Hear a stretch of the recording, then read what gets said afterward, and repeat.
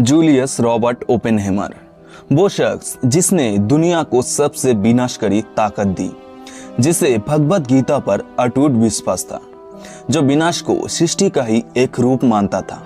लेकिन जब उसके बनाए परमाणु बमों ने जापान के 2 शहर हिरोशिमा और नागासाकी को तबाह कर दिया, तब उससे एहसास हुआ कि उनके हाथ खून से सने हुए हैं और वो उलझन में पड़ गया कि उसे दुनिया को ये विनाशकारी ताकत देनी चाहिए थी या फिर नहीं। दोस्तों, आज की इस वीडियो में हम जानेंगे एक ऐसे साइंटिस्ट के बारे में जिसने दुनिया को ऐसी ताकत दी, जो ताकत अगर 30% भी इस्तेमाल हुआ तो आधा दुनिया खत्म हो जाएगा, जिसके चपेट में आने वाले हर चीज जलकर राख हो जाएगा। जी हाँ दोस्तों, मैं बात कर रहा हूँ रॉबर्ट ओपेनहेमर के बारे में, जिसे परमाणु बम का जनक कहा जाता है, जिस पर आधारित हॉलीवुड में कुछ दिनों पहले ही एक मूवी बनाई गई, ओपेनहेमर। आप चाहो तो वो मूवी आप देख सकते हो। और एक बात, वीडियो में आगे बढ़ने से पहले आप लोगों से एक ही रिक्वेस्ट है, प्लीज सपोर्ट तो कीजिए और चैनल को सब्सक्राइब करके बेल आइकन को ऑल पर क्लिक कर दीजिए, क्योंकि एक वीडियो आप लोगों के पास लाने के लिए बहुत मेहनत करना पड़ता है, बहुत रिसर्च करना पड़ता है। तो फिर मुझे थोड़ा प्यार तो दीजिए और चैनल को सब्सक्राइब कर दीजिए, ताकि ऐसी ही बेहतर वीडियो नेक्स्ट टाइम मैं आप लोगों के लिए ला सकूं। चलिए फिर वीडियो को शुरू करते हैं। 22 अप्रैल 1904 को न्यूयॉर्क में रॉबर्ट ओपेनहेमर का जन्म हुआ। वो जर्मनी से आकर अमेरिका में बसे यहूदी इमिग्रेंट्स का बेटा था। ओपेनहेमर परिवार का कपड़ों का कारोबार था, जिससे उन्होंने काफी दौलत कमाए थे। ओपेनहेमर ने 1925 में हार्वर्ड यूनिवर्सिटी में बैचलर डिग्री हासिल की थी। उसके बाद 1927 में जर्मनी की गोटिंगन यूनिवर्सिटी से फिजिक्स में पीएचडी की। पढ़ाई पूरी होने के बाद ओपेनहेमर कैलिफोर्निया यूनिवर्सिटी के फिजिक्स डिपार्टमेंट में बतौर रिसर्चर जुड़ गए। आगे चलकर 1936 में वहाँ के वो प्रोफेसर बन गए। ओपेनहेमर की कद काठी दुबली पतली थी। वो काफी शर्मीले थे, लेकिन उनका दिमाग बहुत तेज था। ओपेनहेमर जीवन भर डिप्रेशन में रहे। एक बार उन्होंने अपने भाई से कहा था, मुझे दोस्तों से ज्यादा फिजिक्स की जरूरत है। ये वो दौर था जब सेकेंड वर्ल्ड वॉर शुरू हो चुका था। दरअसल इस कहानी की शुरुआत 1939 में दूसरे विश्व युद्ध के दौरान हुई थी, जब जर्मन तानाशाह एडोल्फ हिटलर ने दुनिया में तबाही मचा रखी थी।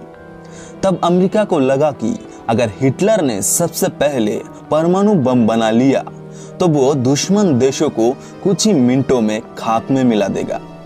ऐसे में अल्बर्ट आइंस्टाइन समेत कई वैज्ञानिकों ने उस वक्त के यूएस गवर्नमेंट को एक चिट्ठी लिखी। हिटलर के आतंक के चलते न्यूक्लियर हथियार बनाना बेहद ही जरूरी हो गया है, और जवाब में अमेरिकी सरकार की सहमति के बाद शुरू हुआ दुनिया की सबसे खतरनाक और विनाशकारी हथियार परमाणु बम बनाने का काम। और इस प्रोजेक्ट का नाम दिया गया मैनहट्टन प्रोजेक्ट। ओपेनहेमर समेत कई एक्सपीरियंस साइंटिस्ट की एक टीम बनी, जिसका काम यह पता लगाना था कि परमाणु हथियार बनाया जा सकता है या फिर नहीं। साल 1942 में यह बात क्लियर हो गया था कि परमाणु बम बनाया जा सकता है। उस समय ओपेनहेमर अमेरिका में एटॉमिक मामलों के सबसे बड़े जानकार थे। साइंस कम्युनिटी के कई लोगों का मानना था कि यह काम सिर्फ ओपेनहेमर के अलावा दूसरा कोई और नहीं कर सकता। आखिर में मैनहट्टन प्रोजेक्ट की लीडरशिप ओपेनहेमर ने ही की है। इस प्रोजेक्ट के लिए उन्होंने कम्युनिस्ट विचारधारा से अपने संबंध खत्म कर लिए थे, ताकि सरकार को उनकी राष्ट्रभक्ति पर किसी तरह का भी कोई संदेह ना रहे। आखिर में वो दिन आया जब इस न्यूक्लियर वेपन को टेस्ट करना था। डेट फिक्स की गई 16 जुलाई 1945। उस दिन ओपेनहेमर सुबह से अपने बंकर में उस पल का इंतजार कर रहे थे जो दुनिया को बदलने वाला था। उनके चेहरे पर घबराहट और थकान दोनों नजर आ रहे थे। उस रात उन्हें बहुत मुश्किल से नींद आई थी। चिंता और धूम्रपान वाली खांसी की वजह से वो रात भर जागते रहे। जैसे जैसे परमाणु परीक्षण की घड़ी नजदीक आ रहे थे, ओपेनहेमर के चेहरे पर तनाव बढ़ता जा रहा था। ऐसा लग रहा था कि किसी जुआरी ने आखिरी बाजी में अपना धन, दौलत, परिवार सब कुछ दांव पर लगा दिया हो। उस टाइम सांस भी मुश्किल से ले पा रहे थे। शायद उनके मन में चल रहा था कि अगर ये टेस्ट सफल ना हुआ तो इसका अंजाम क्या होगा। लेकिन जब विस्फोट हुआ तो उसकी चमक सूरज से कहीं ज्यादा हो गई। 21 किलोटन TNT की बराबर बल के साथ ये अब तक देखा गया सबसे बड़ा विस्फोट था। विस्फोट से जो झटका पैदा हुआ वो 160 किलोमीटर दूर तक महसूस किया गया। विस्फोट के कारण आसमान में एक बड़ी मशरूम जैसा धुआं छा गया और ओपेनहेमर के चेहरे में चिंता की जगह एक राहत ने ले ली। उन्होंने विस्फोट से उठे धुएं की ओर देखते हुए भगवद गीता का एक लाइन पढ़ी कि अब मैं लोगों का नाश करने वाला महाकाल हूँ, दुनिया का विनाशक। ये गीता के 11वां अध्याय का 32वां श्लोक था। भगवान श्री कृष्ण ने इसमें अर्जुन को अपना विराट रूप दिखाते हुए खुद को महाकाल बताते हैं। और तो और ओपेनहेमर ने गीता पढ़ने के लिए संस्कृत भी सीखी थी। टेस्टिंग वाली जगह से आने के बाद जब ओपेनहेमर गाड़ी से उतरे तो उनकी हाव भाव में ऐसी अकड़ थी कि मानो वो दुनिया जीत कर आ रहे हो। शायद वो दुनिया जीत भी लिया हो अपने विनाशकारी हथियार से। पर हैरानी की बात तो ये था कि जिस हिटलर की ख्वाब से बम बनाया गया उसने परीक्षण से 2.5 महीने पहले ही अपनी जान से हाथ धो बैठे थे और जर्मनी ने भी हथियार डाल दिए थे। लेकिन एशिया में तब भी जंग जारी थी क्योंकि जापान ने अभी तक हार नहीं माना था। जापान को सरेंडर कराने के लिए अमेरिका ने उसके 2 शहर हिरोशिमा और नागासाकी पर बम गिरा दिए। इससे लाखों लोग मर गए और जापान को सरेंडर करना पड़ा।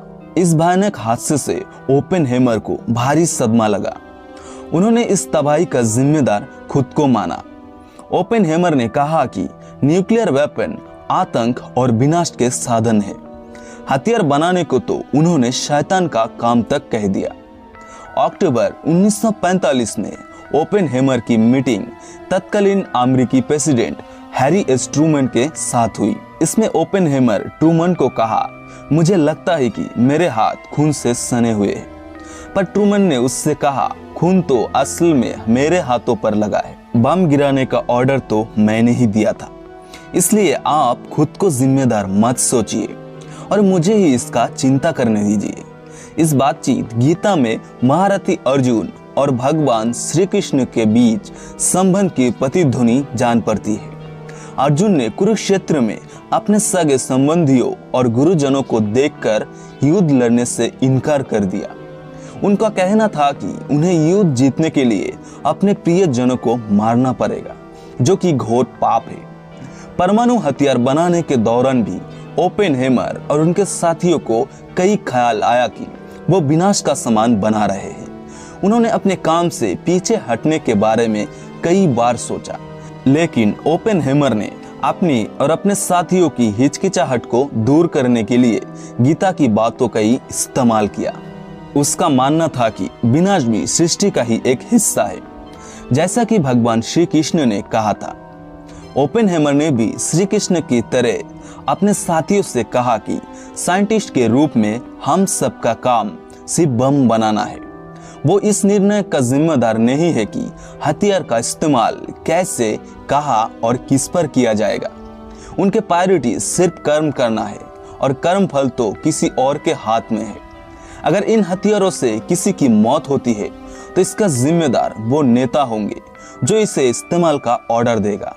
लेकिन परमाणु हमले के बाद ओपेनहेमर का नजरिया शायद बदल गया। सेकेंड वर्ल्ड वॉर के बाद उनको एटॉमिक एनर्जी कमीशन में जिम्मेदारी मिली। वहां उन्होंने हाइड्रोजन बम और इस तरह के दूसरे विनाशकारी हथियारों बनाने का खिलाफ दलील दी, जिनके लिए रास्ता उन्हीं की कामयाबी ने खोला था। अपनी जिंदगी के आखिरी दशकों में ओपेनहेमर एक पैरेलल लाइन के बीच झूलते दिखे। एक तरफ उन्हें बम बनाने की तकनीक के ऊपर प्राउड था, तो दूसरी ओर मानव जाति पर उसकी साइड इफेक्ट की गिल्टी भी थी। हालांकि उन्हें यह भी लगता था कि अगर जापान पर न्यूक्लियर वेपन ना गिराया जाता तो शायद और भी लोग मारे जाते, क्योंकि तब सारी दुनिया पर कब्जा करने की सनक लिए जर्मनी और जापान रुकने वाले नहीं थे। ओपेनहेमर ने कई बार कहा कि न्यूक्लियर हथियार बनाना तय था, अगर वो इसे नहीं बनाते तो फिर कोई और बनाया होता। तो दोस्तों, ये सब सुनने के बाद आपको क्या लगता है, ओपेनहेमर एक हीरो था या फिर विलेन? नीचे कमेंट करके जरूर बताना। फिलहाल आज के इस वीडियो में बस इतना ही। मिलते हैं अगले वीडियो में और एक नए मिस्ट्री के साथ। तब तक आप चैनल को सब्सक्राइब करके जुड़े रहिए मेरे साथ। Thank you, bye bye.